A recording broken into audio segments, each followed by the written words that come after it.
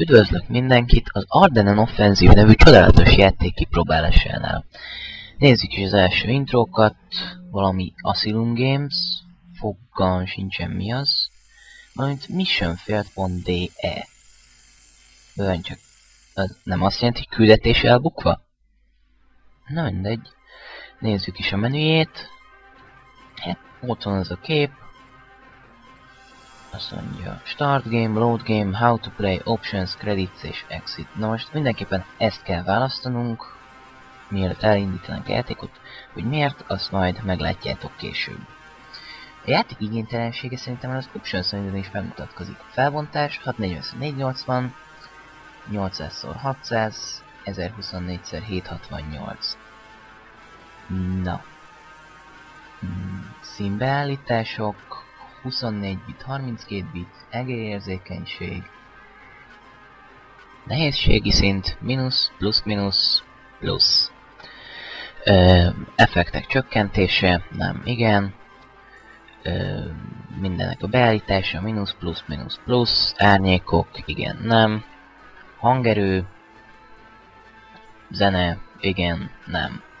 És ennyi az egész options menü, semmi más nem tudunk módosítani. Na.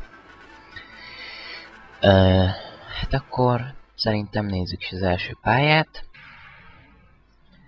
Itt vagyunk egy megnevezhetetlen tájon, szaladt felénk egy embőcke. Ezt lelőjük.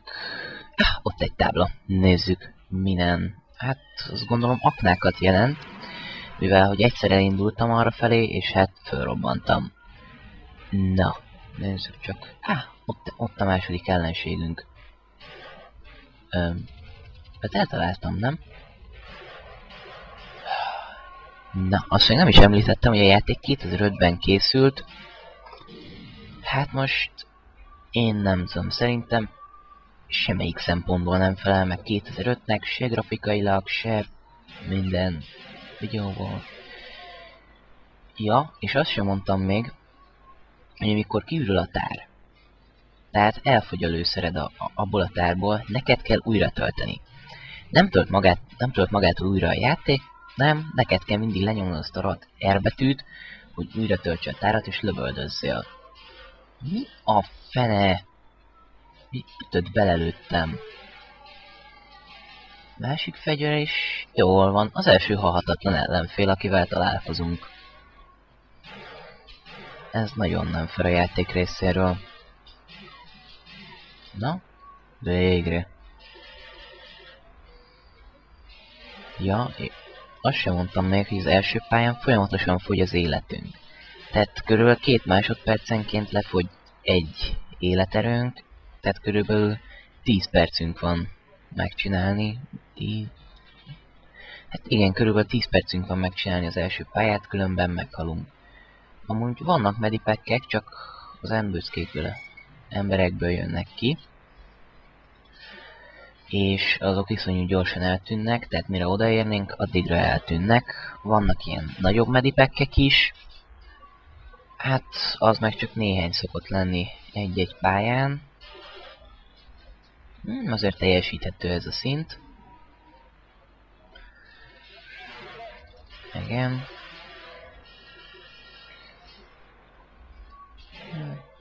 Megyünk tovább. Hát igen, itt vagyok látótávolságon belül, és Fritz semmit se törődik velünk. Kétszer belelőttem, lehet, hogy mellé ment, de micsoda? Úristen! Tisztelt Hölgyeim és Uraim, hegymászó Fritz! Na most ebből a pályából van még egy jelenet, amikor ide szalad egy ember, ott egy darabig futólépés, aztán megáll. És ott vannak 3-an, és semmi. Szóval a mesterséges intelligencia játékban valahol a béka segge alatt. Szörnyű. Bocsánat, tévedtem az előbb, nem is biztos, hogy az első pályát végig tudod csinálni, mert ha a játék úgy gondolja, hogy több halhatatlan ellenfél is lesz ezen a pályán, hát nem halhatatlan, amit iszonyú nehezen tudsz kinyírni, akkor Egyszerűen nem marad elég töltényed ahhoz, hogy kilőd azt a rohadt ládát, amiben a rakétavető van. A következő két kis klip is fogja bizonyítani a játéknak a színvonalát. Itt van például egy ember, aki egymagában ott fut egy helyben. Nem tudom, mibe akadt meg, vagy egyszerűen ott a semmiben beakadt és fut egy helyben. Aztán itt van egy bunkeres pályán 3 darab ajtó, amit magában elkezdte lenyomogatni a kilincseit. Hát most akkor ebben vagy a földön kívüliek keze van, vagy valamilyen természet fölötti erő készteti ezeket az ajtókat arra, hogy saját maguktól mozogjanak. Hát, én nem tudom. Na mindegy, itt van egy csatornás pálya, ahol, hát igen, itt vagyunk a szennyvíz csatornában, gyönyörű szépen meganimált patkányok között, amik, hogyha közelmész hozzájuk, megharapnak, és vesznek le az életerődből. Dur egy patkány, és ott a sötétben van egy őr. Ti látjátok? Na igen. Amikor először itt voltam, nem vágtam, hogy az anyám lő rám, de aztán kiderült, ott a sötétben van egy őr. Mert a játékkészítői voltak olyan kedvesek, hogy ugyebár ez egy kivilágított alagút, de nem. Mindenhol 5 méternél tovább ebben az egész csatornában nem látsz el akkora a sötétség az egész játékban, mint amekkora a játék készítőinek a fejében volt. Aztán itt van ez a híd, ugye felugrani nem tudunk, le kell googolni, és átmegyünk.